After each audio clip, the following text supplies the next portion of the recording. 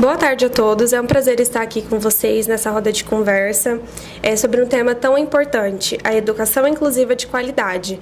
Nós somos os acadêmicos de Direito do 7º período vespertino da Universidade Unifaema. Meu nome é Ana Júlia, eu vou conduzir essa roda hoje com vocês. Ao meu lado eu tenho o Osmar, a Íria e o Felipe Lima Dalpra.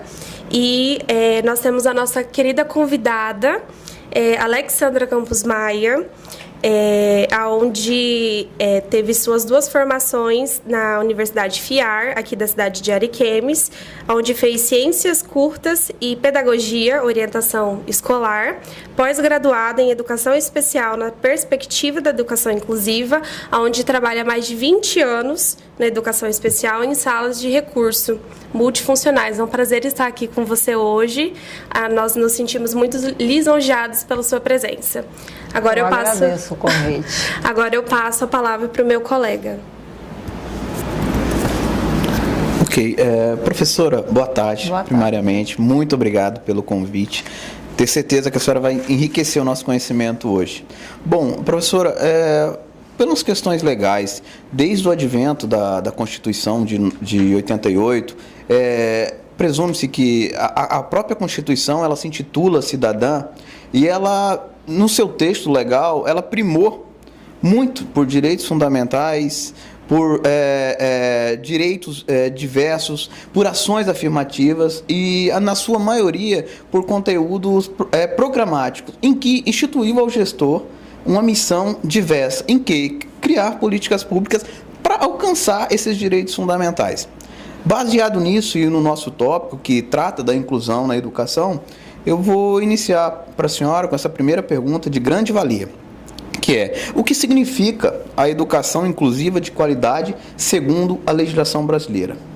Então, nós temos na educação o artigo 5º da Constituição que você estava mencionando, que todos os cidadãos são iguais em direitos, né? Então, todos deveriam ter acesso a uma educação onde fosse colocado a eles as habilidades necessárias, se fosse prestigiado aquilo que ele tem de melhor e beneficiado com estratégias aquilo que ele tem de defasagem.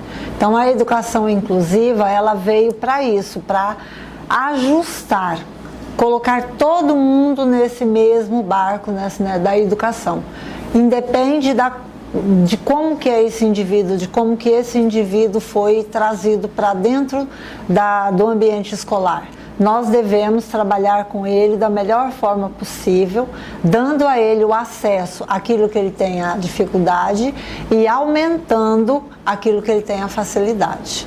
Então, a educação inclusiva, ela veio para que todos, dentro do ambiente escolar, tivesse uma educação de qualidade, com materiais, com recursos, com profissionais capacitados, que entendessem cada indivíduo realmente o seu individual, como eu aprendo, como é que eu enfrento as minhas dificuldades, como que eu posso aumentar a minha potencialidade. Então, essa é a base da educação inclusiva. Então, as escolas, elas já estão preparadas, há um certo tempo, dentro dos seus projetos pedagógicos já está incluído a educação inclusiva, porque quando a gente fala em educação inclusiva, a gente não pega só alunos com deficiência, é para todos, é indígena, é quilombola, é pessoas de baixa renda, é pessoas em situação de rua, pessoas que têm o trânsito, que não ficam parados em regiões, que tem que se estar locomovendo, pessoas estrangeiras que vieram de fora. Então, a educação inclusiva pega todos de uma maneira geral. A educação inclusiva, ela é o direito material exato sendo feito naquele momento. Isso. Excelente, excelente. Tá. Nessa continuidade, professora, eu vou para uma segunda pergunta tão quanto importante quanto a primeira, que ela nos remete quais são os principais marcos legais que garantem o direito à educação inclusiva no Brasil atualmente. Então, nós temos assim uma gama de leis imensa, imensa mesmo. Mas eu parto sempre da Constituição. É direito individual de cada um. Então, se a gente seguisse à risca o artigo 5, a gente não teria essa quantidade de leis, porque uma lei fala a mesma coisa e vai aumentando aquele grau de instrução sobre o que tem que ser feito, sobre o que precisa. Então, a educação inclusiva, ela veio consolidar na LDB, de 96. Certo. Ela veio trazendo os marcos mundiais, né? E consolidou na LDB, onde a gente vê a fala dessa educação inclusiva. Porque a gente precisa dar uma separada do que é educação inclusiva do que é educação especial. Elas são diferentes. A educação inclusiva é para todos. Todos. Engloba os deficientes e todas aquelas grupos sociais que eu mencionei. A educação especial não, ela só trata do deficiente. Tá? Então, quem faz a educação inclusiva? A escola. Quem apoia a educação exclusiva? A educação especial dentro da escola, que são as salas de recurso. Então, os marcos, quando a gente fala em LDB, ela falou para todos. A educação é direito primordial, né, inquestionável, de obrigação do Estado e da família, porque não é só o Estado que tem que dar a educação, a família também precisa. Então, a partir da LDB, a gente vê essa desenuviação, né? Começa a desenrolar esse processo. Aí vem surgindo leis. Tá? São inúmeras leis, cada uma catando um pedacinho. A lei para o deficiente em geral, a lei para o deficiente visual, a lei para o surdo, tá? Aí veio mais recentemente a lei para o transtorno do espectro autista, né? E aí vem vindo as leis que vão amparando cada uma dessas deficiências, tá? Mas a base aí juntou-se, mas eu falo no geral para o deficiente, então veio a lei da inclusão, né? A lei brasileira da inclusão, que é a lei da deficiência, né, em 2015. Então a partir dali se teve um norte, se pensou realmente no deficiente, tá? Então a educação inclusiva trabalha muito a LDB, depois deu uma separada nas leis que trabalharam a educação especial. Tá? Então, a gente tem as resoluções que vão amparando cada uma dessas necessidades. Então, material, né, material físico, né, recursos acessíveis, arquitetônicos, né, as escolas precisam ter arquitetura habilitada para estar atendendo a todos os entes que estão ali, porque a educação inclusiva também trabalha. Se eu vou trabalhar dentro de uma escola, eu recebo avós, eu recebo mães gestantes, então eu preciso ter arquitetura para isso. Se eu vou trabalhar com os deficientes, que é a educação especial, eu preciso de mais coisas, eu preciso do piso tátil, eu preciso das sinalizações, os bebedouros em ambiente correto, na altura correta, dentro das salas eu preciso de iluminação. Então, a gente foi dando na educação inclusiva as leis da educação especial. Tá? Então ele foi fechando, cada um vai ser assim. Então a lei da inclusão em 2015, ela amparou tudo dentro de uma lei só. Então lá vai tratar da educação, da moradia, do trabalho, da questão da formação superior, né? Ela da questão do envelhecimento, os direitos para o envelhecimento, os direitos matrimoniais dessas pessoas, né? Falou-se muito do capacitismo, né, para tirar um pouco essa questão de que eles podem pensar se eles forem treinados para isso. Então a gente precisa dar uma separada do que é a educação inclusiva do que é a educação especial. Então a educação inclusiva é para todos, independe de quem é a pessoa, da idade, da condição. E a educação especial para os deficientes. Aí a gente tem muitas leis, tá? É uma quantidade assim enorme de leis que vem uma reforçando a outra. Tá? E aí nós temos as resoluções. A 2 é a principal para dentro da área da educação especial, na perspectiva da educação inclusiva, porque nós não tínhamos alunos deficientes, eles podiam ficar segregados em casa. O pai não era obrigado a introduzi-lo na escola. Hoje não, hoje ele é obrigado. Tá? Hoje é lei, toda criança na escola. Depende da condição dessa criança. Perfeito, professora. Uma verdadeira aula incrível. Como a senhora bem disse, foi muito feliz com o que a senhora falou, e que só o artigo 5º já seria tão quanto suficiente para alcançar esses resultados, se fossem talvez efetivados, né, na sua plenitude. Mas é esclarecedor, uma verdadeira aula, professora. Eu vou encerrar a minha fala, professora, com uma terceira pergunta, importante também. Como a lei brasileira de inclusão, e aí a gente remete ao Estatuto da Pessoa com Deficiência, ela contribui para a garantia de uma educação inclusiva. Então, é aquilo. Ela juntou todas as possibilidades. Como a Constituição juntou tudo que o indivíduo, o Estado precisa passar para o indivíduo em questão de saúde, educação, lazer. Então, a lei da inclusão, né, o Estatuto, ela também juntou tudo que o Estado precisa ter e fazer para esse indivíduo com deficiência. Tá? E aí ela também coloca essas questões de que a escola tem que estar preparada com todos os recursos necessários, com os profissionais necessários, os deveres da família em relação a essa pessoa com deficiência, né? Os direitos da pessoa deficiente envelhecendo. Ela também coloca a questão do trabalho, né? Fez uma obrigatoriedade que as empresas maiores são obrigadas a contratar pessoas com deficiência. Não é eu quero, é obrigação, é lei. Tá? Então, acima de 100 funcionários, você tem que ter uma porcentagem de pessoas com deficiências no seu estabelecimento.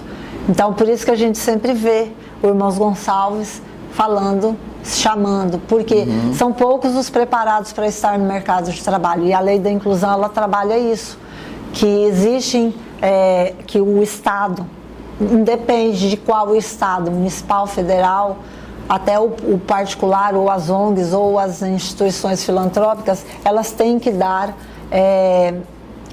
profissionalização. Elas têm que fazer treinamento para essas pessoas poderem ser inseridas na sociedade, na questão do campo do trabalho. E dentro da escola, ela como a gente já vinha já nesse caminho de colocar tudo dentro do seu esquema, de estar trabalhando a questão, né, do currículo para dentro da escola, então a lei da inclusão ela veio fechar. Ela fechou esse papel de quem é esse profissional que vai trabalhar, essa qualificação que tem que ser dada, o profissional que vai auxiliar, que tipo de apoio é necessário, é o apoio realmente para as atividades de vida diária, é o apoio pedagógico, ela coloca tudo isso. A obrigação da família, porque ela diz que é obrigação do Estado, mas também da família. Então, se o Estado não faz, a família tem que fazer, que seja em relação à saúde, à educação, a tudo, tá? Então, se coloca muito o Estado tem que fazer, mas se o Estado, ele peca, a família tem que substituir. Perfeito. Tá? É um binômio, né, professora? É uma junção entre o Estado e família, né? Isso. Professora, estou extremamente satisfeito, tá? Muito obrigado. Eu agradeço. Bom, depois da gente ter passado sobre esse tema, sobre os fundamentos e a parte legislativa, né, sobre a educação inclusiva, eu gostaria de falar um pouco sobre a estrutura e a formação. Então, a senhora pontuou sobre as salas de recurso, né?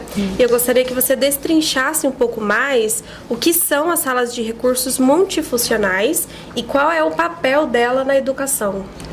Então, como a gente vem trabalhando a lei há muito tempo, eles foram vendo a necessidade de ter um apoio mais específico dentro das escolas, né? Então, quando eu iniciei lá em 2006, as salas de recursos, ela atendia a educação inclusiva. Qualquer aluno que tivesse a dificuldade de ser inserido dentro do conteúdo escolar, ele poderia ter essa ajuda extra da sala de recurso.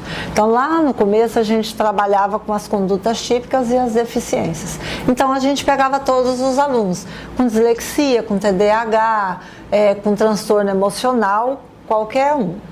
Então, conforme foi afinalando, assim, que foi afunilando a questão do conhecimento, aí foi se separando a educação inclusiva da educação especial e foram criadas as salas de recurso, que é um ambiente específico dentro da escola, com um profissional qualificado para a área, com material específico para cada deficiência, tá? Então, a gente só trabalha as deficiências. Então, o nosso público-alvo, a educação especial, ela tem um público-alvo, que são as pessoas com deficiências sensoriais, aí entra o intelectual, o visual, o surdo, tá? O motor, o físico, né? Deficiência física, e os transtornos que são do desenvolvimento, que é o autista, e a gama dentro do autismo, né, o leque do autismo, e a superdotação e altas habilidades. Então, a gente ainda tem uma resistência por parte de alguns profissionais da educação, de algumas famílias, que gostariam que os outros alunos também com dificuldade fossem atendidos. Mas como a sala de recurso é uma área da educação especial, nós só trabalhamos as deficiências. Então, isso dá uma fechada no nosso grupo de trabalho. A sala de recurso, ela foi montada, eu trabalho há 20 anos na Escola Cora Coralina. 20 anos na sala de recursos. Ela foi montada pensando nos alunos que a gente tinha. Então, o MEC, ele fez toda a implementação das salas de recursos e ele ofereceu 2 tipos de sala, para o deficiente visual e para as outras deficiências. Então, são 2 tipos. A escola que tem o deficiente visual recebe a tipo 1 mais a deficiência visual. Quem não tem, na época que foi implantado, só recebia 1. Eu já tinha aluno deficiente lá em 2008. Então, quando chegou o material para a gente, já chegou todo o equipamento para a deficiência visual, que é a área da deficiência que mais requer recursos e é a mais cara, né? Então, a sala de recursos, ela trabalha com todo esse material de recursos de acessibilidade, materiais pedagógicos diferenciados, construção de materiais, informações e formações aos profissionais, à família, à comunidade, ao aluno. A quem tiver interesse, a sala de recursos está aberta para fornecer essas informações e fornecer também o trabalho que é dedicado individualmente a cada aluno, tá? Não é trabalhado um pacote, é o individual. Eu tenho que pensar individualmente em cada aluno. Então, a sala de recurso, ela tem uma quantidade de limite de alunos por cada profissional e aí a gente vai trabalhar individualmente cada um. O professor faz o currículo para a turma, a sala de recurso faz o currículo para cada aluno, tá? Nós não trabalhamos material de sala de aula, nós trabalhamos um material diferenciado, que é para a gente trabalhar tanto as dificuldades do aluno para suprir, para ver se a gente consegue diminuir e para trabalhar habilidades que ele já tem, melhorar as habilidades, tentar suprir aquilo que falta e melhorar aquilo que tem. Certo, como a senhora bem pontuou junto com o meu colega, há uma necessidade da família participar da vida daquela criança, né? De acordo com a sua deficiência. E antigamente não se era colocado em sociedade, não se era inserido na sociedade essas crianças, né? Eu gostaria de fazer uma pergunta, se a educação, ela deveria começar desde a educação infantil, desde o primeiro aninho, desde o primário, ou até em casos de escola particulares, desde do maternal. Então, ela é aquilo que eu falei, com as leis é obrigação, né? A criança é obrigatório pela LDB ela entrar com 6 anos, é obrigatório. A pré-escola, eles estão tentando ainda fazer com que seja uma obrigação. A criança tem que ir para a escola a partir de 4 anos de idade, que aí ela faz o pré, né, pré-1, pré-2 e vai para a educação que a gente fala primeira etapa, que é antigo primário que a gente conhecia. Só que aí, se você for falar de uma criança que é típica, né, que não tem problema, ela não vai ter prejuízo. Mas a criança com deficiência não. Ela precisa, quanto mais cedo ela for estimulada, melhor. Então, ela precisa entrar na escola, sim, lá na educação infantil, de preferência, se possível, na creche. Por quê? Infelizmente, a educação especial, ela não trabalha... infelizmente não, ela não pode trabalhar sozinha, ela precisa da saúde.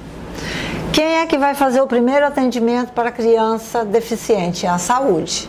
É a saúde que descobre, né, no nascimento, quando isso é perceptível, e quando a criança é encaminhada à escola, é o professor que faz essa triagem inicial dessa criança com algum tipo de dificuldade. Ela é um pouquinho diferente das outras, ela está atrasada no desenvolvimento. Então, se ela entra tardia, ela perdeu muito tempo. Então, ela precisa ser estimulada. Então, a família, ela precisaria, desde do nascimento, para aqueles perceptíveis, ela precisaria ser trabalhada. Um exemplo clássico são os síndromes de Down. Eles precisam ser trabalhados desde bebê. Porque se eles não forem trabalhados, eles não param em pé, eles não conseguem a deglutição, porque a língua deles ela não tem mobilidade, eles têm a tonicidade muscular baixa.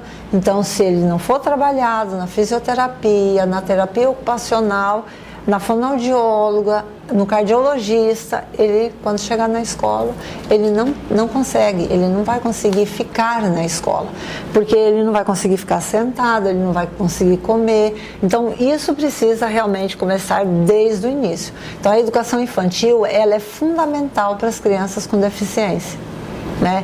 Eu tenho o meu aluno cego, que está no 8º ano. Ele começou lá no prezinho, mas eles não sabiam como trabalhar com ele. Então, ele veio vindo, quando ele chegou na minha escola, no 2º aninho, ele chegou com uma defasagem muito grande. Mas é porque ele tinha limitação? Não, a limitação é somente visual. Muito inteligente, ele conseguia se virar bem, mas ele estava com a dificuldade de orientação e mobilidade dentro do espaço. Ele tinha medo das pessoas, então você começava a falar, ele queria te bater, né? Ele não gostava do toque. Tudo isso deveria ter sido trabalhado corretamente na educação infantil, e não foi. Não foi, infelizmente não foi. Então, a gente precisa fazer com que a educação infantil já faça essa triagem, para que quando ele chegue na escola, lá na primeira escolarização, ele já esteja ambientado para aquela escolarização, em que aí a escolarização vai continuar o caminho normal, e não que eu vou ter que recuperar aquilo que ele não aprendeu. E aí, para recuperar, eu sempre eu sempre falo aos pais, é um trem. Se o trem passou na estação, eu não alcanço mais. Eu vou correr, eu estou vendo o trem, mas eu não vou alcançar, porque ele não foi estimulado na fase correta. Eu trabalho numa escola de 6º ao ensino médio. Então, quando eu chego no 6º ano, o aluno já levou 6 anos de escolarização. Se ele perdeu passos dessa escolarização, é muito complicado para me recuperar.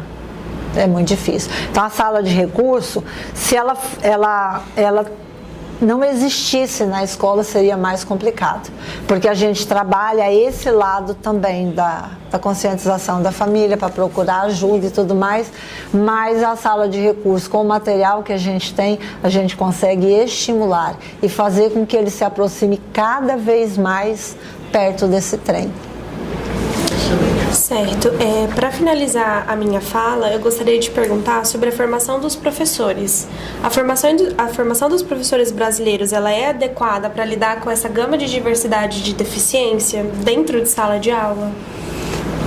Então, a formação, ela é de obrigação do Estado, porque também está escrito na lei. Sim. Né? A lei diz, a lei da inclusão diz isso também, a LDB diz isso também, a LDB é de 96.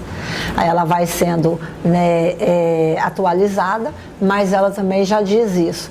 A formação, ela é particular também, ela é obrigação do Estado, né, mas ela também é obrigação da pessoa, do professor, do profissional. O Estado dá, ainda é muito falha, tá? Não é a contento, tá? Eu tô, de novo, há 20 anos na escola. Eu tenho 20 anos que eu dou formação na escola e todos os anos eu escuto dos meus colegas que eles não sabem o que fazer. Então, a inclusão, ela é muito particular de cada um. É individual de vocês, é pessoal demais. Você tem que compreender como lidar com aquele processo. Porque eu sempre falo aos professores, vocês querem estudar a deficiência? É isso que vocês querem? Porque estudar a deficiência não vai dar embasamento nenhum para vocês trabalharem a prática, porque eu não trabalho com a deficiência, eu trabalho com um ser humano. Eu trabalho com o João, com o Paulo, com o Pedro, com a Maria, com a Betânia. É um indivíduo. Ele tem o autismo, a deficiência visual, ele é surdo, ele é intelectual, ele é PC, paralisia cerebral, mas antes dele ser isso, ele é uma pessoa. Então, se eu não pegar individualmente cada ser e ver o que ele precisa, não vai resolver eu estudar a deficiência dele. O autismo tá aí, é um boom, né? A gente vê falar muito do autismo, das peculiaridades dele, de como trabalhar, muito material, a gente vê a internet, é bombardeada de material, mas eu tenho alunos que não vão com aquele material, não adianta você fazer. Quantas vezes eu fiz o material individualmente para cada aluno, sentei do lado dele e aquela semana que eu planejei para ele, não resolveu, não satisfez, não foi adequado, porque não é fixo aquilo, aquilo tem que ser moldado, ele não vem fechadinho dentro de uma caixinha, né? Esse conhecimento que você tem que ter do indivíduo, ele é maleável, ele vai mudando, então eu tenho que saber, mas ele não conseguiu aprender com isso aqui, então eu vou ter que ali na hora modificar, como é que eu vou recortar, eu vou riscar, eu vou rabiscar, eu vou ter que modificar como que eu vou trabalhar com ele. Então eu sempre falo para o professor, estudar a deficiência é fácil, tá? Difícil é estudar individualmente cada ser que está se apresentando ali para mim, tá? Esse é o complicado. Eu tenho, acho que 60% dos meus alunos são autistas, cada um de um jeito. Às vezes eu falo para o professor assim, para facilitar a vida dele, né? Pega esse livro aqui. Esse livro aqui você vai atingir assim 60% do aluno. O restante você vai entender conforme você for trabalhando com ele, tá? A sala de recurso, ela ajuda o professor nesse planejamento, né? Ajuda o professor nessa formação continuada. Ele senta na minha frente e eu falo quem é aquele aluno. Eu dou a expectativa que ele precisa para fazer o currículo pedagógico dele, o currículo que é a escola, o sistema de ensino trabalha com currículo. Nós trabalhamos com a BNCC, independe se é deficiente ou não, nós trabalhamos com a BNCC. E eu tenho que fechar dentro de um planejamento anual que eu vou trabalhar com aquela turma. Eu tenho lá o 8º ano A. Eu tenho que fechar o que eu vou trabalhar em português, em matemática, tudo de acordo com a BNCC. E o aluno deficiente? Igual. Mas ele não é alfabetizado.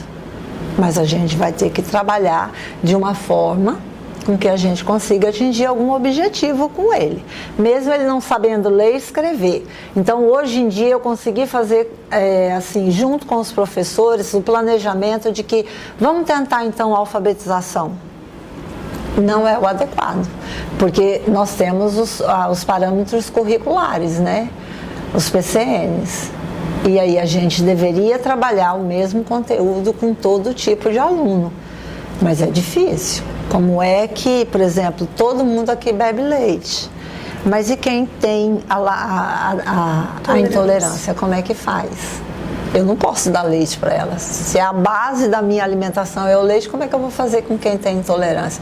A mesma coisa o aluno. Eu tenho a base curricular, mas ele não consegue ler. Como é que eu vou dar o mesmo conteúdo do mesmo jeito? Então a gente vai tentando, né, adequar, adaptar. É fácil? Não. Então, aí esse profissional, ele vem até a minha sala no início do ano e eu pego a lista dos meus alunos e eu vou individualmente falando de cada um, como é que aprende, eu forneço esse material, eu mostro aquilo que eu já tenho de material para ver se o professor acha adequado a metodologia que ele vai trabalhar, como ele desenvolve dentro de sala de aula, porque eu não posso escolher por você. Mas eu posso te sugerir e você faça as escolhas. Então a sala de recurso faz isso. Ela fornece, ela tira todo esse tempo de pesquisa, de busca, e junto com o professor escolhe este material. Então é nossa obrigação também dar a formação continuada. E essa formação continuada, ela pode ser em grupo ou pode ser individual. Cada profissional é que vai ver a sua necessidade. E, às vezes eles sentam lá na nossa sala e a gente conversa sobre como fazer, o que dá.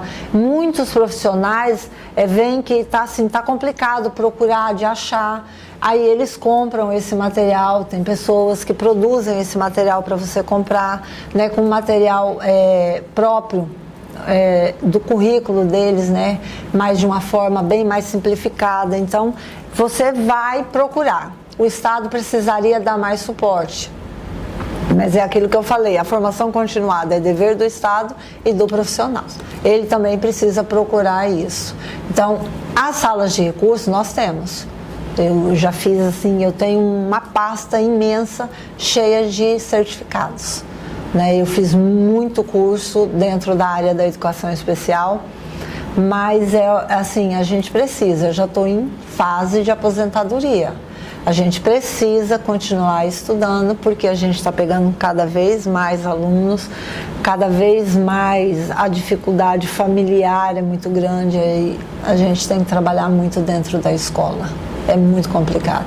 Então o profissional ele precisa assim desse amparo. Senão ele não dá conta, porque ele não tem só aquele aluno, né? Eu tenho o aluno deficiente. Ele tem o aluno deficiente, todos os outros 30 alunos dentro de sala de aula. Então ele precisa assim de um suporte.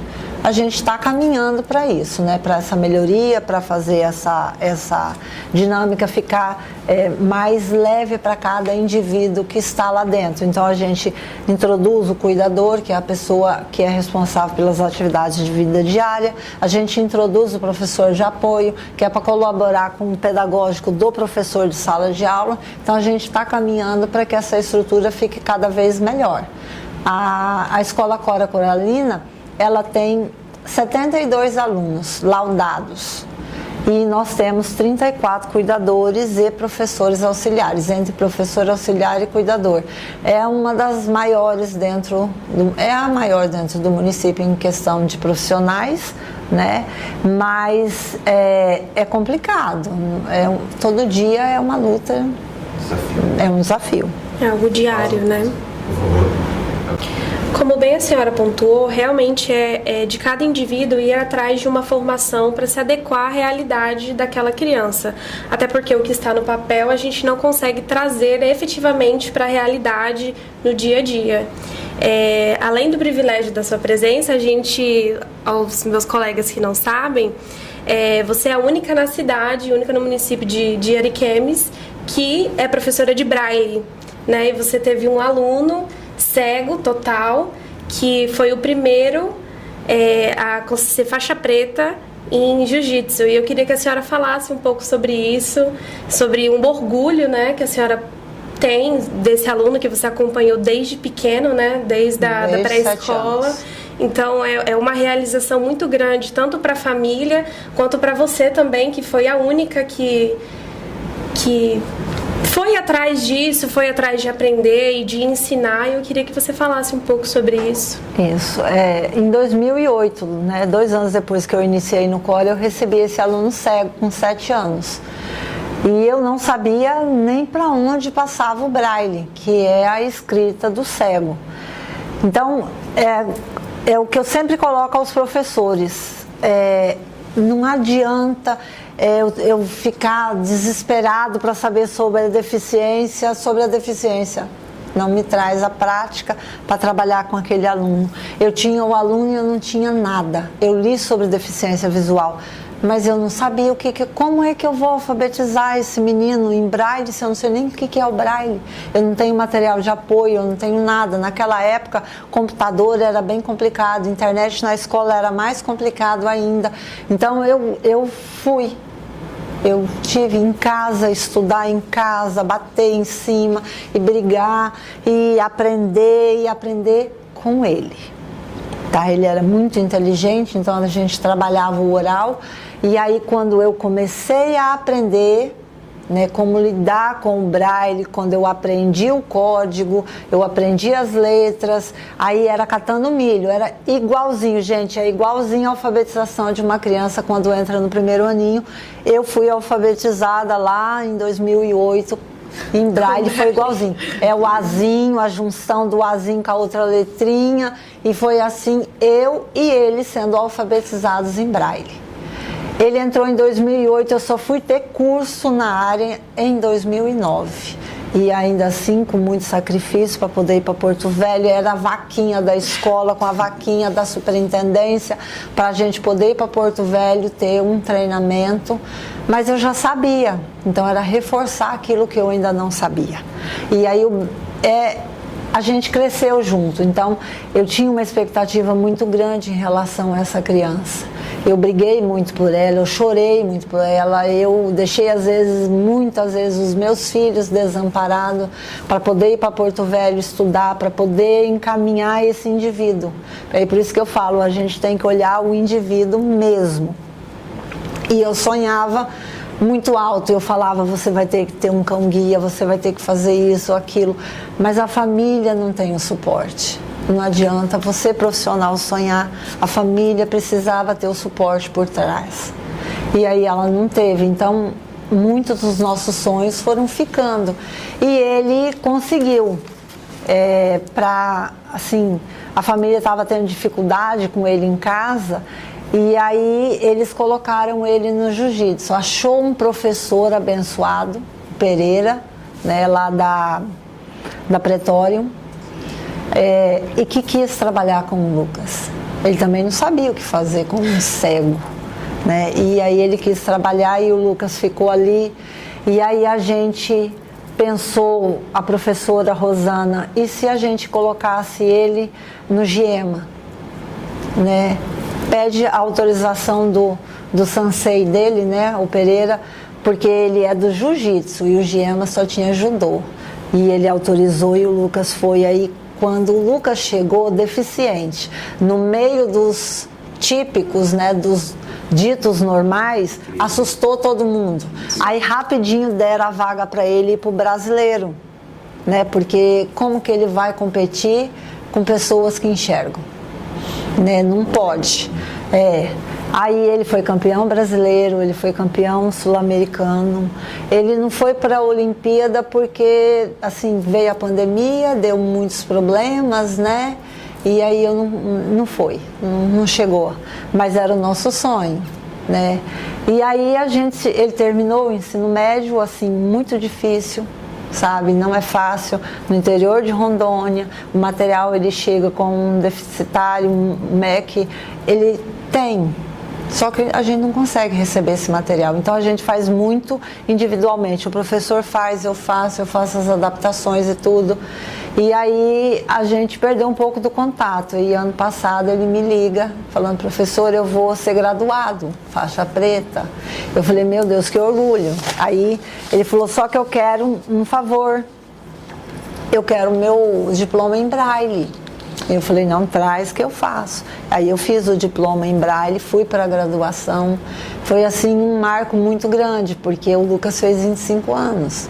Então eu sigo ele desde 2008, desde 7 anos. Então a gente fica assim emocionado, né? em ver o crescimento. Então hoje ele tem uma profissão. O meu sonho era ele estudar aqui na FAEMA. Eu briguei muito para que ele viesse, porque eu falava que ele tinha que fazer fisioterapia. Tá? Ele queria ser médico. Aí eu falei, não, é uma outra coisa. A gente tem que centrar a realidade, aquilo que o indivíduo é capaz de fazer. Não vamos colocar sonhos, é sonho. Eu posso sonhar em ser uma grande estrela, uma grande cantora, artista, mas é um sonho. Mas eu tenho uma consciência de que é difícil para mim chegar lá. Agora, um cego não pode sonhar em ser médico, não tem como. Então eu falava, não, médico não, mas fisioterapeuta você pode, você tem o tato, você vai ser um excelente fisioterapeuta. Só que aí a gente não conseguiu. Então o dia que eu fui na formatura dele, eu falei, você realizou um sonho meu, você já tem uma profissão, mas o meu sonho é que você faça uma faculdade. Eu quero ver você crescer. Aí hoje eu tenho um pequeno, 8º ano, o Júlio. Me dá muito orgulho, mas dá muito trabalho. Então eu também sonho, mas ele quer ser compositor. Ele já faz as composições dele, ele toca, né? Eles têm um ouvido muito bom para música. E aí, assim, a gente sonha para eles. A gente quer muito que eles cheguem com capacidade de estar numa faculdade, com capacidade de ser um bom profissional, de atender as expectativas daqueles que eles forem atender futuramente como profissional. Né? Então, a gente não queria que esse trabalho morresse. Mas desses anos todos que eu estou, eu consegui ensinar algumas pessoas que se interessaram com o Braille. Mas eu não tenho uma pessoa para deixar no meu lugar para trabalhar o Braille. Então, se eu parar, hoje, o Braille, por agora, ele também para. Tem pessoas que têm conhecimento, mas não faz como eu faço, né? Não tem a habilidade. A minha amiga de profissão, ela sabe, mas ela não tem condições físicas de fazer o Braille, porque o Braille requer a movimentação e ela tem aquela túnel do carpo, isso, e aí ela não consegue apertar. Então, se eu parar, não tem um profissional para vir para a escola, para assumir da onde que eu parei. Tem um profissional para começar como eu comecei. E isso aí me dói. Então, eu já tenho 2 anos que eu estou protelando a aposentadoria por causa disso. Como é que vai ser? Né? Eu tenho esse aluno na escola. E eu não quero deixar ele lá à mercê.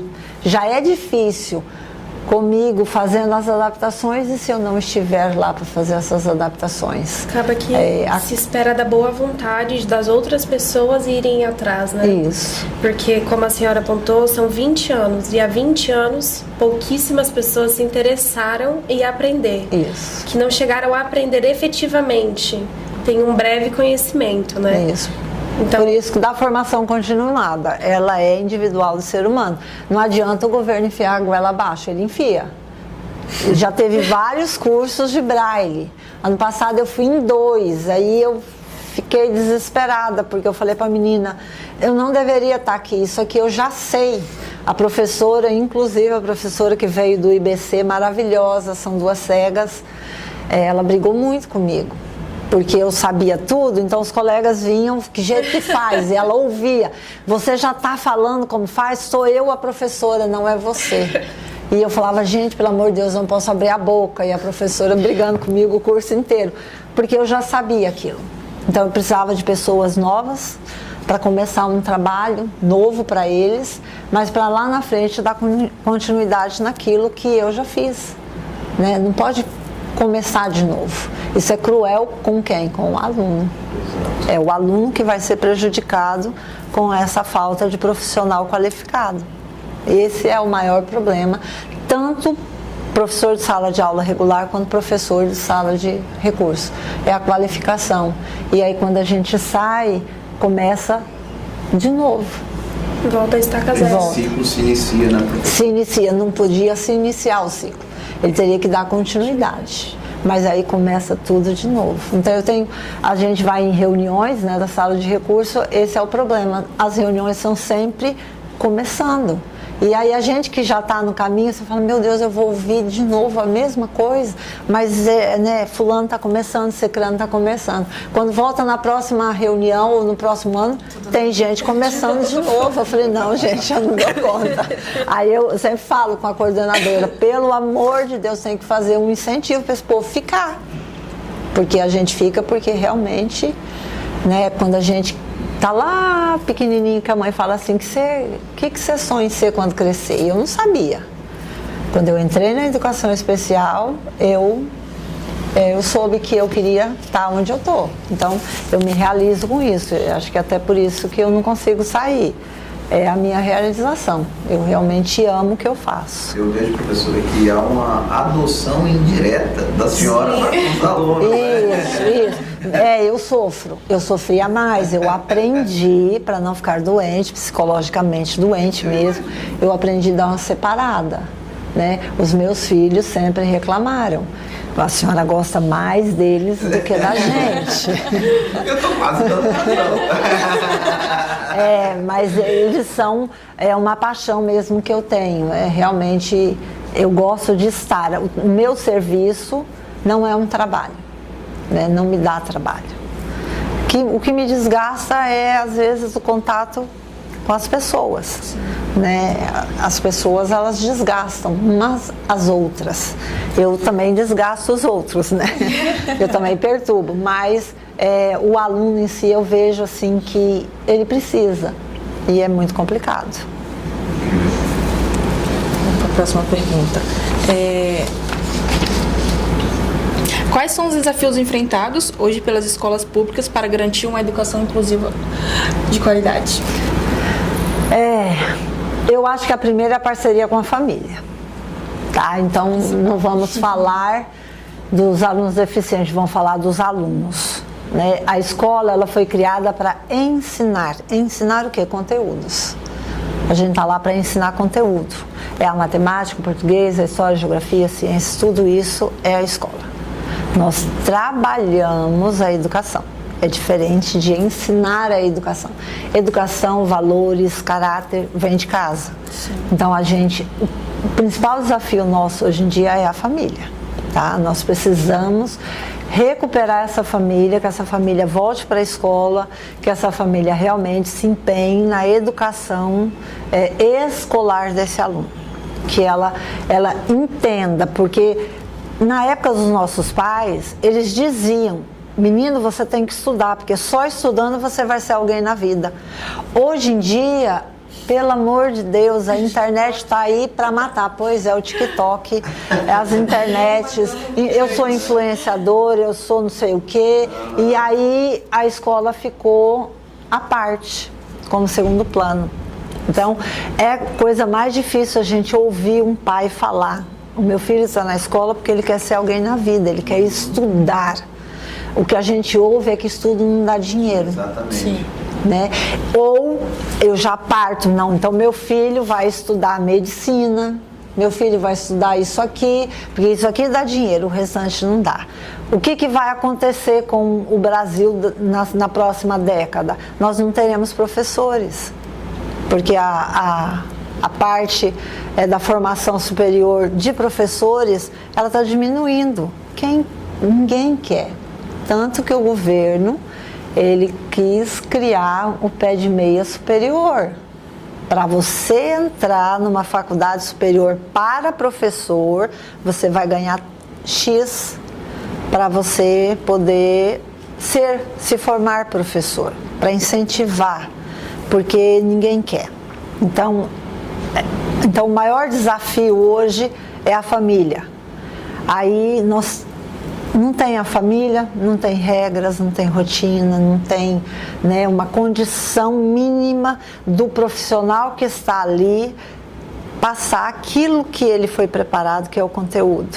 Ele tem que se preocupar com o menino que bate, com o menino que xinga, com o menino que mata a aula, que o menino não para sentado, que o menino que fica para o lado de fora, que o menino pega a prova e faz a prova em pouquíssimos minutos, que o menino pega um texto, ele lê o título do texto e parte para as questões. Ele não lê o texto, porque demora muito ler o texto.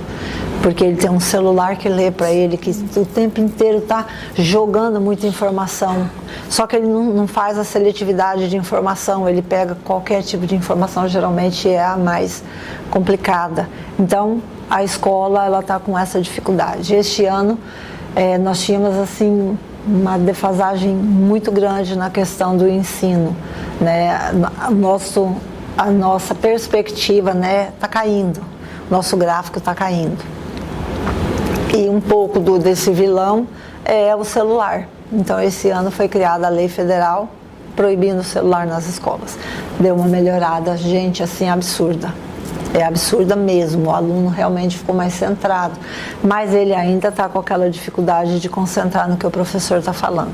Mesmo com técnicas, com estratégias diferentes, com o uso de tecnologia na escola, a gente está com dificuldade de que o aluno entenda o valor da educação escolar, o valor do ensino, daquilo para a vida dele, da melhora na questão do cognitivo, de compreensão, de interpretação. Então, nós estamos formando pessoas que a gente considera analfabeto funcional. Ele lê um texto, mas ele não tem condições cognitivas de interpretar aquele texto. E aí, então, a gente ficou meio que mecânico, né?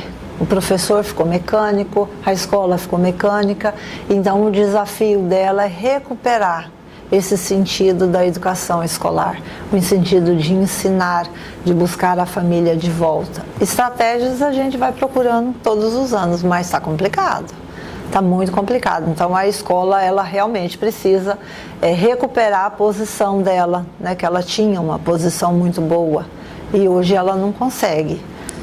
Mas é uma luta constante, né? O profissional que está chegando, né, ter sabedoria para lidar com essas questões todas escolares, né? Um profissional necessário dentro da escola, né, que tenha o profissional, que tenha o professor no início do ano, no meio do ano, no final do ano.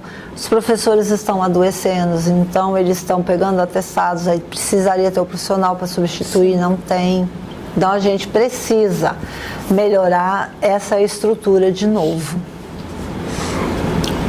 Quais são as principais barreiras enfrentadas por alunos com deficiência intelectual nas escolas? Então, a deficiência intelectual lida muito com o cognitivo, então ele já tem um prejuízo na aprendizagem, né? Então a gente precisa de melhorar o material, melhorar mesmo. O deficiente intelectual ele vai ter essa dificuldade de estudar igual os outros, com o mesmo livro, com a mesma metodologia. Ele precisa ter essa metodologia diferenciada, recursos diferentes para atingir o mesmo objetivo que o outro aluno. Óbvio, nem sempre vai conseguir estar um patamar, mas é o que ele consegue fazer, aquilo que ele dá conta de fazer. E aí a sala de recursos fornece a ajuda para esse professor para a seleção desse material. Mas a deficiência intelectual é um gargalo, né? Então as deficiências concomitantes, quer dizer, o intelectual com o autismo, o intelectual e o cego, o intelectual e a paralisia cerebral, então aumenta o potencial de dificuldade dessa criança. Então, a gente precisaria ter profissionais que entendessem esse processo cognitivo para produzir materiais, né, diferenciados para cada um desse aluno, que a gente tivesse recursos, né, que o governo realmente implementasse esses recursos, porque às vezes a gente tem um material, precisa do dinheiro, mas não pode comprar. Porque é tudo muito fechadinho, é licitação e pode comprar isso, não pode comprar aquilo. Então a gente às vezes vê o professor tirando do bolso para comprar esse material para beneficiar esse aluno. Então a deficiência intelectual realmente a gente precisaria repensar um pouco no currículo, na BNCC. O que trabalhar? Esse aluno chegou lá no ensino médio, eu tenho alunos do ensino médio que não são alfabetizados. Como é que eu vou trabalhar física? Como é que eu vou trabalhar química? O que eu vou trabalhar nessa aula? Como é que eu vou fazer com esse aluno? Então a gente precisaria ter estratégias, às vezes com mais cursos de formação nessa área de estratégia, né, de adaptações curriculares, um material mais diversificado, de acesso mesmo, então ajudaria bastante. Como o preconceito e a desinformação afetam a efetivação da inclusão escolar? É a pior coisa, né? Porque eu preciso acreditar no ser humano. Se eu não acredito no ser humano, eu vou, infelizmente, o preconceito é meu, já vem comigo. Quando criança, eles são mais diretos, mais expansivos e mais fáceis de você ganhar. Então, se você introduz ali uma diversidade grande, ele vai crescendo com essa diversidade, ele vai chegar lá na fase maior, ele não vai ter dificuldade de perceber o outro.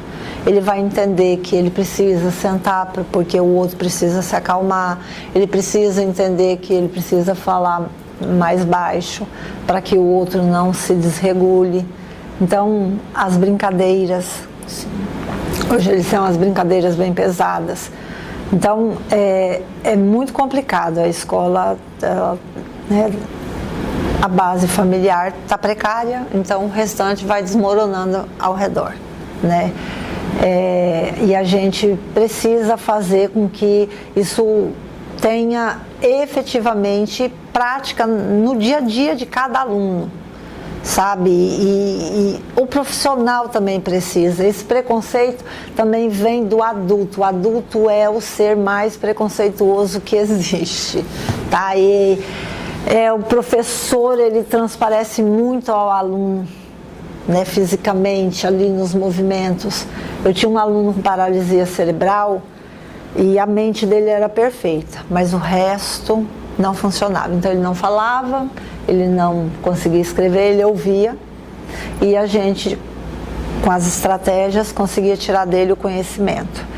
E ele entrava em sala e assim, você via ele assim triste. Aí eu perguntava, está acontecendo alguma coisa? Ele falava, não. Aí falava modo, né?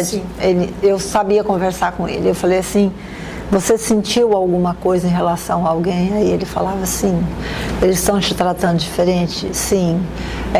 O professor chega e faz careta, sabe aquela careta clássica que a gente faz quando alguém chega e que você não gostaria que aquela pessoa estivesse naquele local? Ele falava assim, então isso doía, eu chorava junto com ele. Ele desistiu da escola.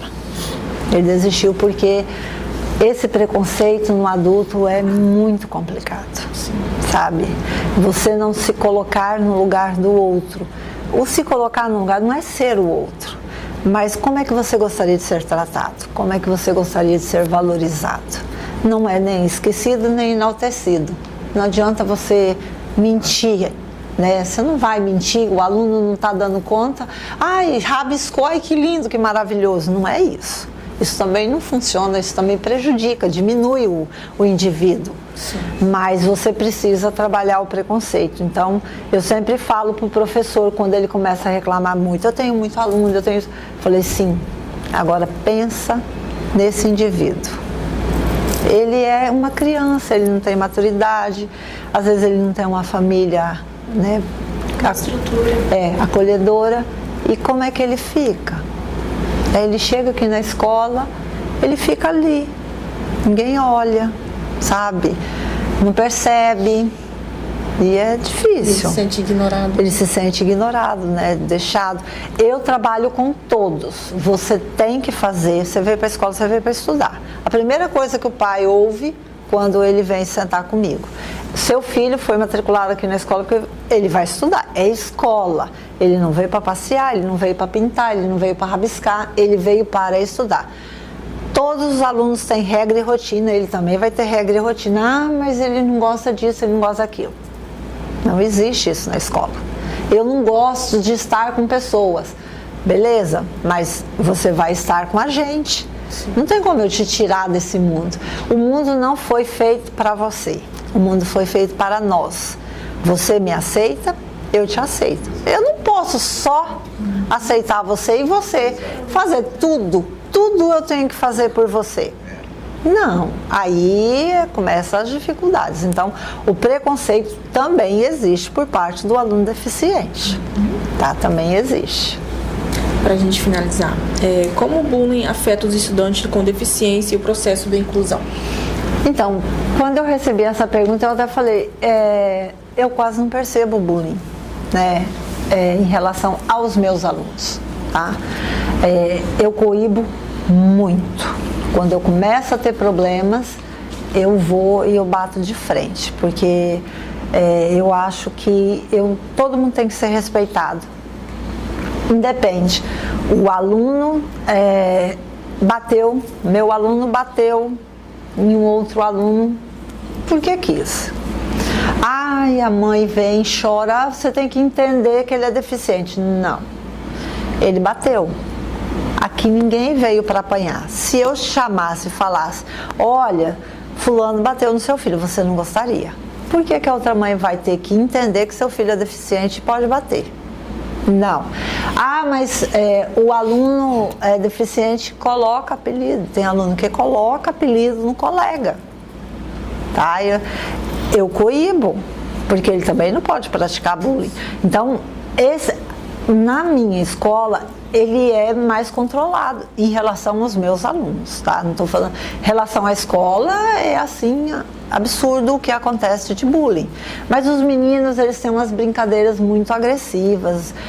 Eles não chamam o fulano pelo nome, né? E vai para aquele lugar e sabe? É uma coisa horrível. Mas volta naquele ponto, a família não ensinou que a gente tem uma forma de conversar com o outro, tá? Então o bullying acontece muito porque lá em casa também acontece. Se vocês forem olhar esses vídeos que estão circulando nas redes sociais, o que mais tem é palavrão. Então eles já veem isso e eles vão propagar o que eles veem. E gente, eu quero fazer parte de um grupo. Tá? Vocês fazem parte, vocês estão aqui na faculdade, vocês querem se entrosar todo mundo com todo mundo. Se vocês perceberem uma brecha de entrosamento, vocês também vão repetir um comportamento que às vezes não é adequado. Porque todo mundo quer participar de algum grupo, todo mundo quer fazer parte. Né? Então, os deficientes também querem fazer parte. Então, às vezes, eles copiam comportamento inadequado. De palavrão, de dedo, sabe? De coisas assim, de bater, de querer, né? Eles passam e dão um murro nas costas, o outro vem e puxa a calça. Isso é normal no grupo de jovens. Eles também vão querer fazer. Mas a gente coíbe bastante. Quando eu tenho a informação de bullying, eu coíbo muito mesmo. Até eu tenho um aluno que foi citado como indisciplinado. Eu falei assim que eu não achei que eu ia chegar ao ponto de ver um aluno deficiente indisciplinado. E aí a turma, o líder veio reclamar para mim.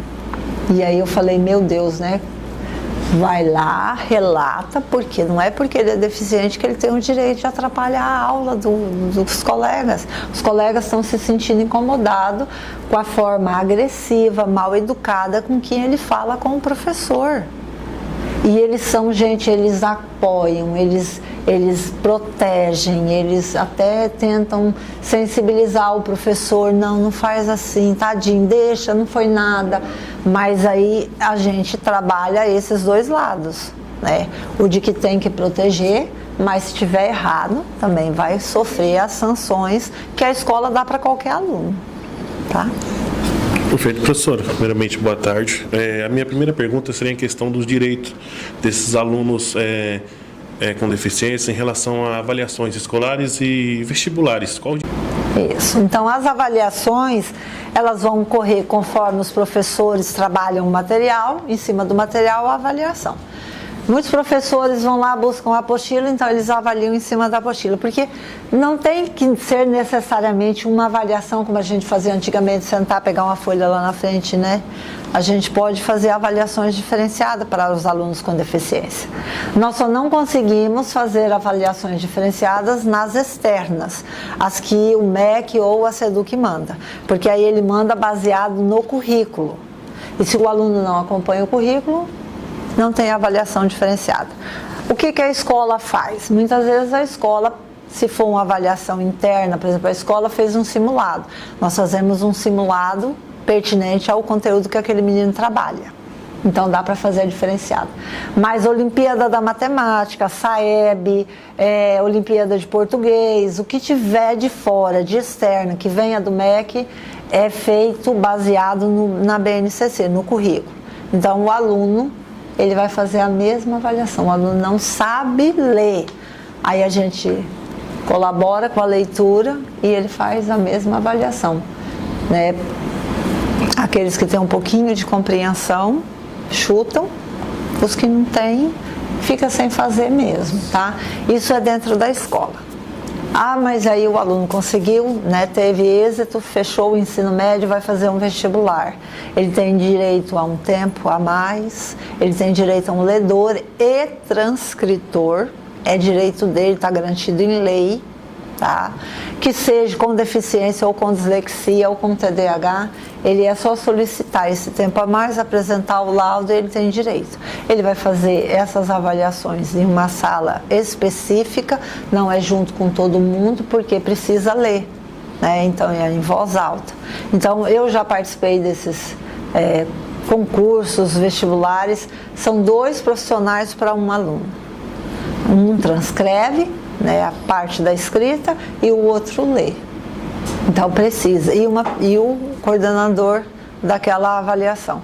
Então eles têm direito sim. Na escola, direito a mais tempo, direito a fazer aquilo que foi trabalhado pelo professor.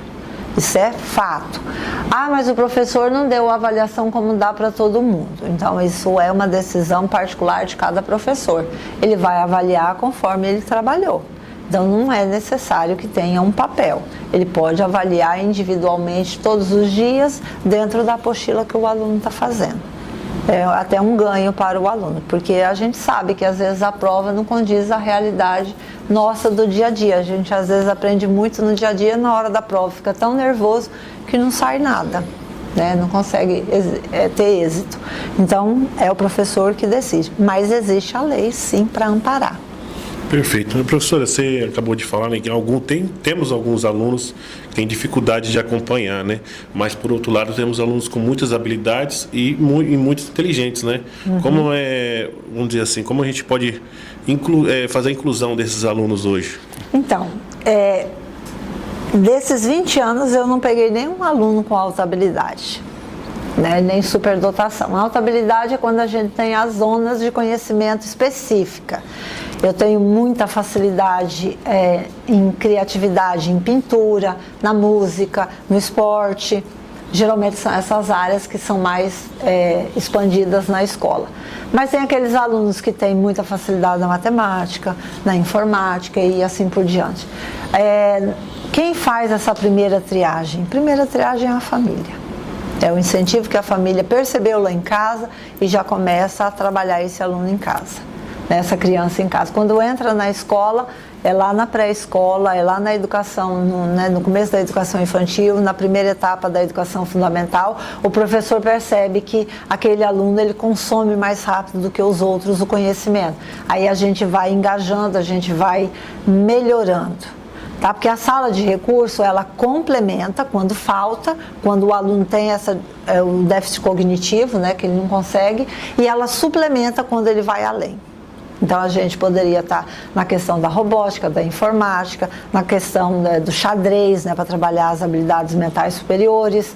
Só que eu nunca peguei, porque nenhum professor chegou e falou: olha, eu tenho um aluno que tem alta habilidade nisso, sabe? Não tem. Eu tenho alunos que são normais, né? O Lucas, no jiu-jitsu, ele é como os outros. Ele, dentro da área dele, ele se destaca, mas ele não se sobrepõe. Não é porque a gente tem, né? Vamos colocar no futebol, né? O Pelé, ele se destacou em relação aos outros jogadores. Então é além. Isso é a alta habilidade, isso é a superdotação. Não é um aluno, por exemplo, as crianças hoje elas gostam muito dos mangás, dos anime, então elas copiam. Cópia não é alta habilidade. Então é uma criação, é algo que vem de você.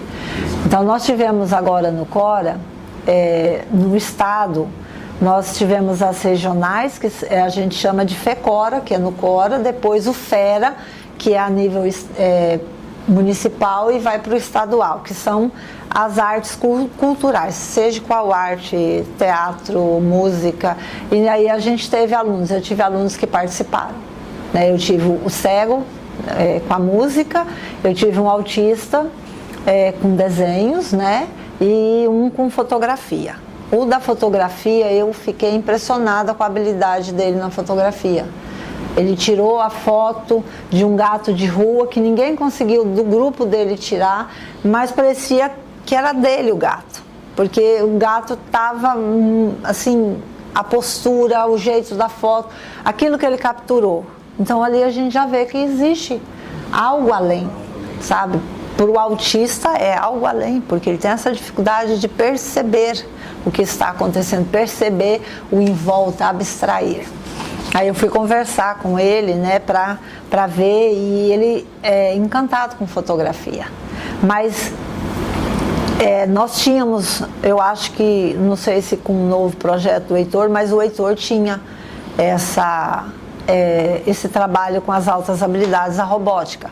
O IFRO trabalha a robótica também, que também é amparado nas altas habilidades, esses alunos que têm mais facilidade com a informática.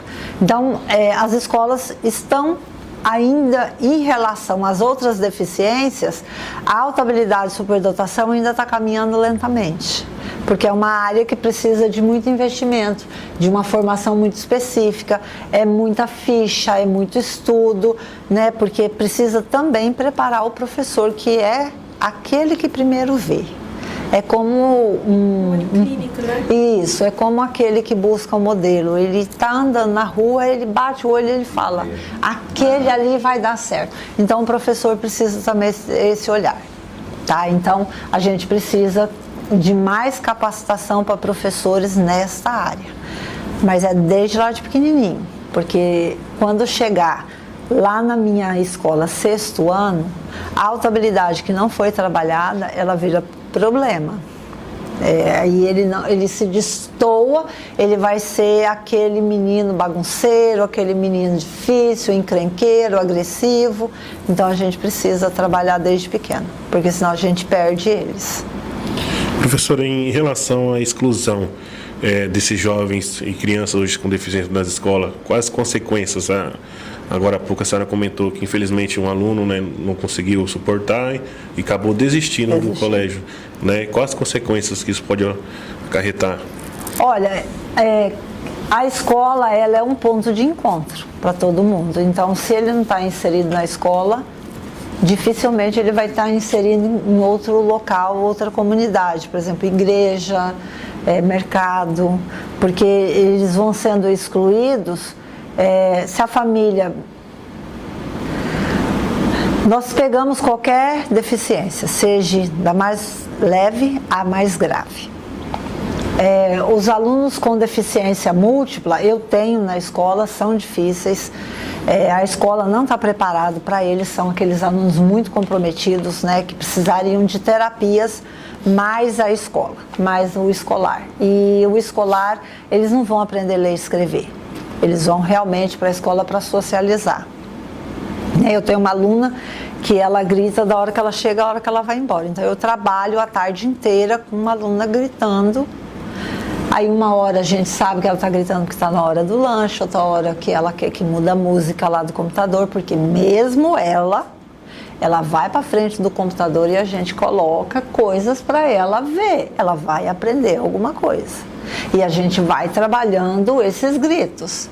Esse grito é a comunicação que ela tem. Então a gente vai trabalhando o ouvido da gente para perceber o que é para a gente fazer. Qual é a dinâmica que a gente vai seguir com ela. E quando ela para de gritar, a gente sabe que tem alguma coisa acontecendo, a gente já liga para a mãe e fala, ela não quis comer, ela não gritou desse jeito, ela não gritou assim. Então você vigia em casa porque alguma coisa está acontecendo. Então a gente vai verificando, é o que eu falei, individualmente, a gente tem que conhecer cada um. Então, quando eles são tirados da escola, eles perdem esse contato.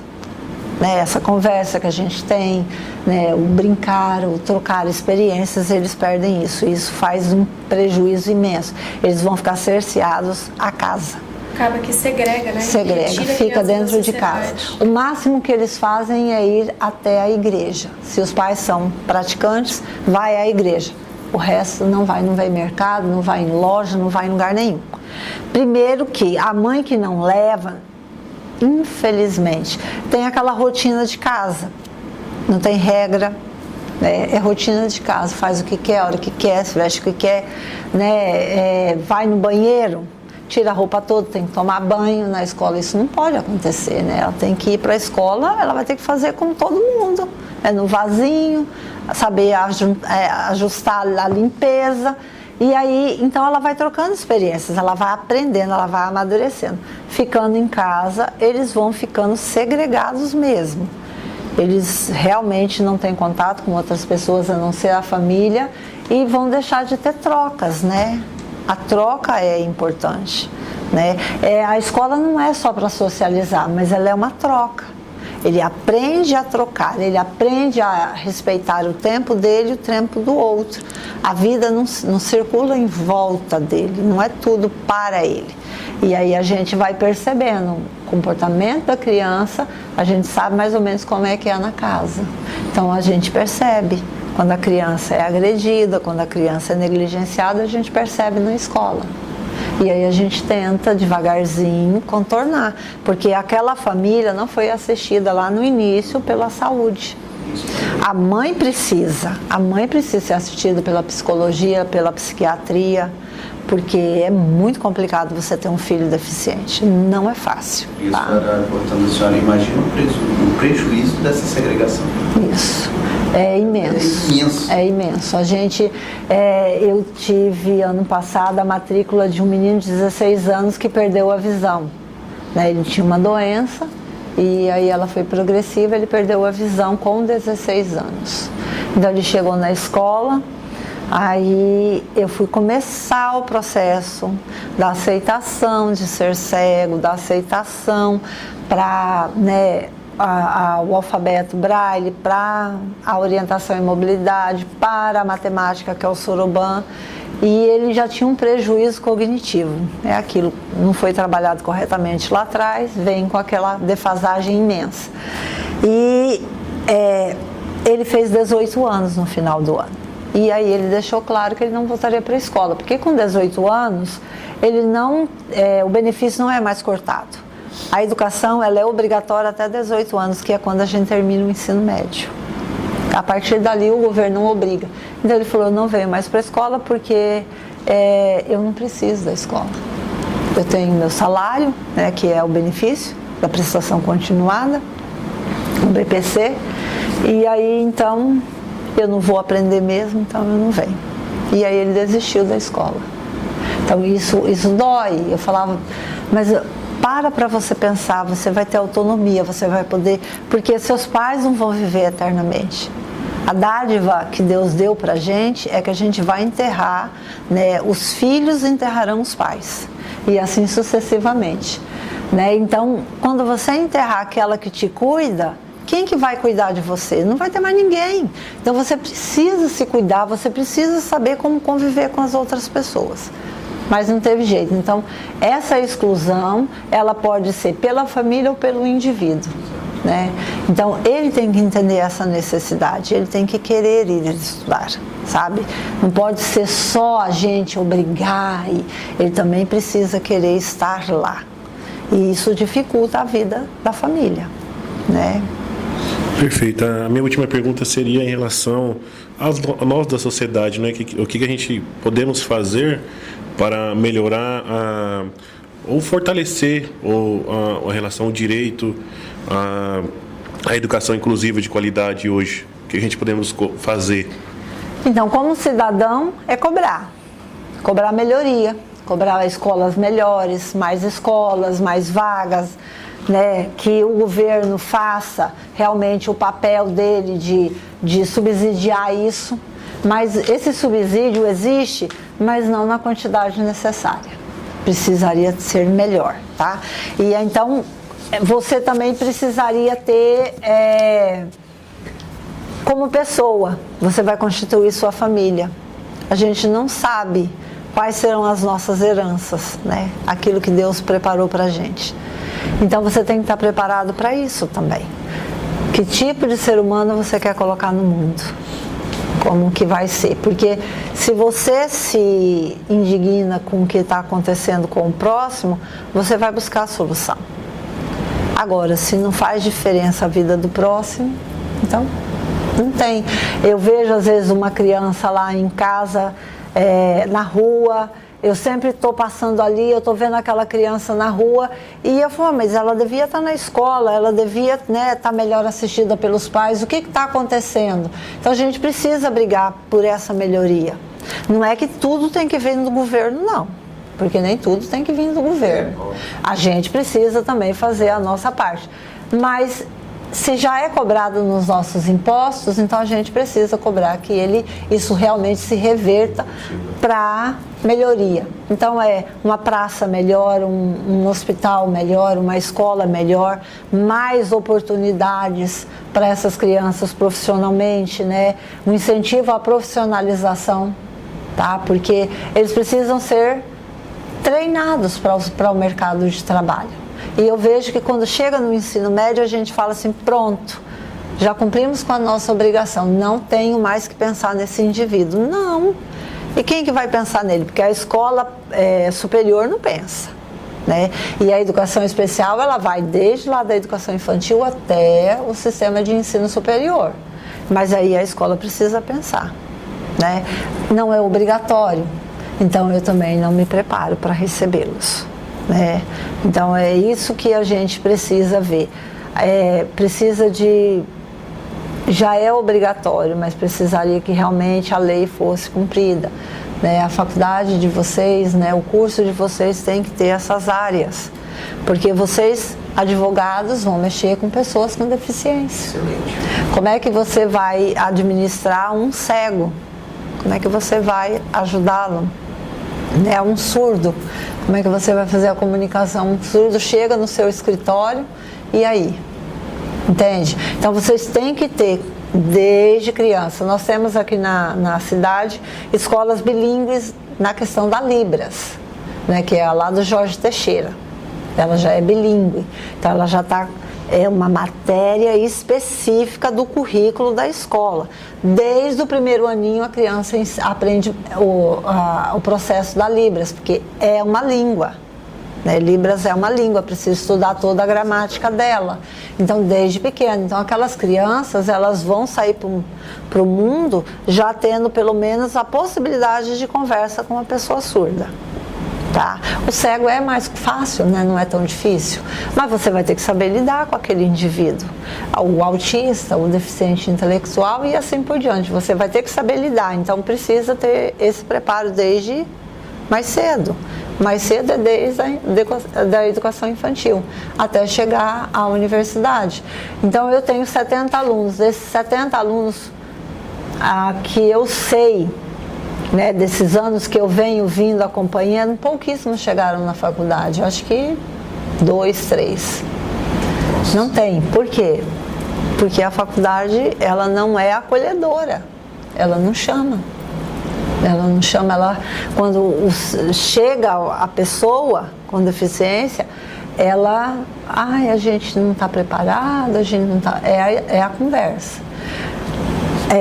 Pior são as escolas particulares, que tem menos preparo ainda.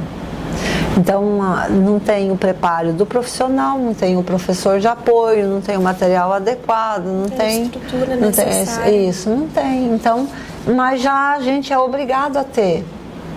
Por que a particular não tem? A lei é para todos. Tá? A PAI, a mesma coisa, a AMAR, a mesma coisa. Precisa preparar para receber, a gente não tem. A escola pública não pode negar vaga. Não tem a história assim, chegou lá, lotou, não tem vaga. Vai caçar a escola da região que tem vaga, se não tiver vaga, vai para o Ministério Público, a gente tem que produzir a vaga. Mas se você for numa instituição, chegar lá e falar assim, olha, é lista de espera, não tem vaga. Não acontece nada. A instituição não atende, não tem vaga, não tem profissional, não tem isso, não tem aquilo. Por isso que eu falo que as leis precisam ser efetivadas, recurso existe, mas eles precisam ser bem distribuídos. Há uma contramão, né, professor? Isso, muito grande, tá? Muito, muito grande. Tá? Porque eu tenho alunos que deveriam ser atendidos todos os dias nas instituições, que têm o atendimento que eles precisam. Eles vão 1 a 2 vezes na semana, mas na escola, diz lá, a lei diz todos os dias. Todos os dias ele vai para a escola. E se você falar para um pai, né, não são todos, gente, mas nós temos alguns que são complicados, que o aluno não tem condição, que a gente precisa fazer todo um preparo, o pai não aceita. Tem que estar na escola. E, professora, para encerrar, a senhora deixou bem claro, essa questão da educação inclusiva, ela envolve, aí você tem a gestão pública, você tem a execução da lei, você tem a participação de vocês, profissional, e a retribuição da sociedade. Ela tem que estar junto. Tem que estar junto. Senão essa conta não fecha. Isso. Porque o que muito acontece? interessante isso. É muito, eu falo que é confortável. Você tá no muro da escola, é confortável. Todo mundo te protege. Exato. E lá fora? E a hora que você pegar a fila de um banco, a fila do mercado, a hora que você tiver que... Eu fui para o mercado de trabalho, eu tive conhecidos, né, no mercado de trabalho, ele fazia aquela separação de legumes. Aí tem que cortar aquele pedaço estragado. Aí deram uma faca para ele. E ele era nervoso. Então, algumas vezes ele exaltava. As pessoas ficaram com medo, porque ele estava com uma faca. Aí tiraram ele da sessão e passaram ele para carregar. Mas aí ele também não conseguia. Ele ia fazendo, aí aquilo passava da mente e ele ia largando a coisa sem fazer, porque tem que ser muito treinado para fazer essa execução. Então, a sociedade, realmente, ela quer que a escola esteja preparada, mas ela não está preparada para receber aquilo que a escola vai devolver para ela, né? A sociedade precisa fazer alguma coisa. Ela precisa se dispor a atender aquele indivíduo com o mínimo de direito, sabe? O mínimo de direito, porque senão a escola fez o trabalho todo, quando fechou o ciclo, que é o ensino médio, morre, não tem continuidade. Perfeito, professor. Obrigado. Aqui um joga pro outro, né? Isso. A responsabilidade daquilo, e não é assim que funciona, né? Porque acaba como se fosse uma engrenagem. Então, se uma peça para, a máquina inteira para de funcionar. Ela começa a funcionar de forma errada. E esses indivíduos vão ficando pra trás. à mercê, vão ficando para trás. Isso é verdade. Bom, infelizmente nós vamos ter que encerrar a nossa roda de conversa aqui, que foi quase um curso, né? Algo extraordinário. A gente fica com sentimento de gratidão aqui por você se disponibilizar a ter vindo. E agradecemos também à faculdade por ter disponibilizado, cedido o lugar para a gente fazer as gravações, ao funcionário por trás das câmeras também, muito obrigado. E que a senhora saiba que são 20 anos que você muda vidas, né? Então é algo extremamente importante. Muito obrigada. Eu acho que vale a pena acreditar.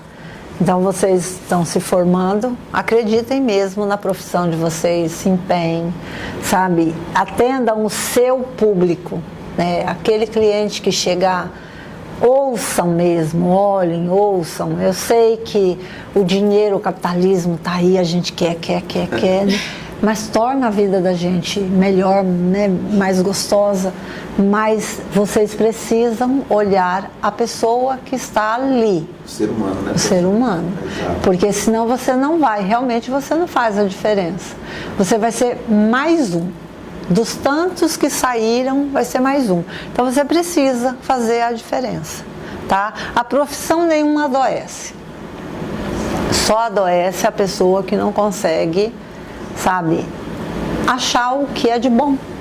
E o que é de ruim a gente vai largando. Tem dia que a gente tá desesperado, né? Doido pra... Eu falo sempre com a minha amiga, vamos fugir para as montanhas. Porque lá ninguém vai achar a gente. Porque, né, a gente vai ter um pouco de tranquilidade. Você volta para casa, passou aquela noite, no outro dia começa tudo de novo, tá? Então, realmente é uma satisfação que eu faço. Eu gosto demais. Até a dificuldade da aposentadoria, o que eu vou fazer após. Próximo passo. Eu não gosto de muita coisa. Então, eu acho que a gente precisa realmente gostar do que faz, se empenhar, fazer o melhor sempre. Minha mãe falava, se você não pode fazer o que você gosta, faça bem feito o que pode ser feito. E é essa a melodia que eu sempre toquei na minha vida e que eu ensino os meus filhos. Faça bem feito. Excelente. E tá? se puder, fique. Eu vou ficar enquanto der. Obrigada. Eu agradeço.